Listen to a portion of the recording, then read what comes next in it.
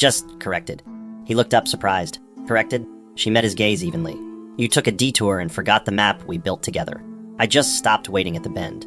He swallowed hard, unsure how to respond. Barbara, he began, but Lisa raised her hand. Don't explain her. Tonight isn't about her. Or us. It's about endings done with grace. He looked down his plate, a flicker of guilt passing through him.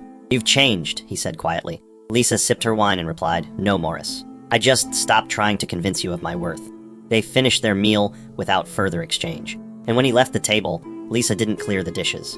She sat for a long time, staring at the empty chair across from her.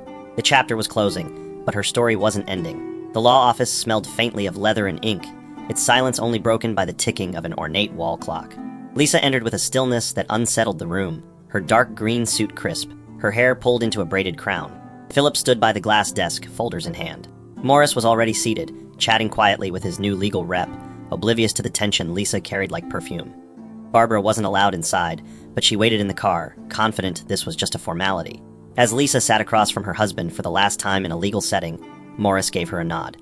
Let's not drag this. We've both moved on. Lisa's lips barely moved. Yes, let's make it brief. The lawyer began reading the terms.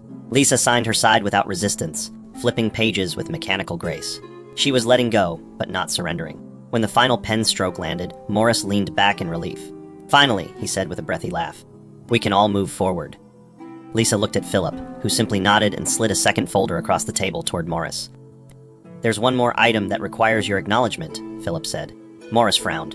What's this? He asked, opening the file. Inside were printed screenshots, legal references, time-stamped photos, and a highlighted clause from the prenup, Clause 14. His eyes scanned quickly, then slower. His smile vanished. What is this? He asked, voice now rigid. Lisa remained still. Your consequences, she said softly. You handed me papers to sever the marriage. I'm handing you the contract you forgot you wrote. Morris looked to his lawyer, who was already reading in panic. Philip added, your public affair affected the company's image. Under the clause, your stake is forfeit. All rights revert to Lisa Morgan. The air thickened. Morris stared at her, speechless. You knew, he whispered. Lisa leaned in, voice calm. I remembered what you forgot. Everything has terms. And with that, she rose, leaving the folder, the man, and the illusion of his control behind.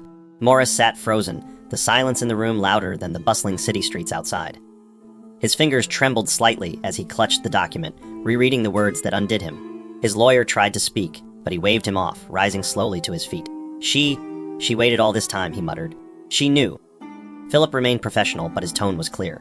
Mr. Morgan, this isn't about revenge. It's a legal fulfillment of your own stipulations. You drafted the clause yourself.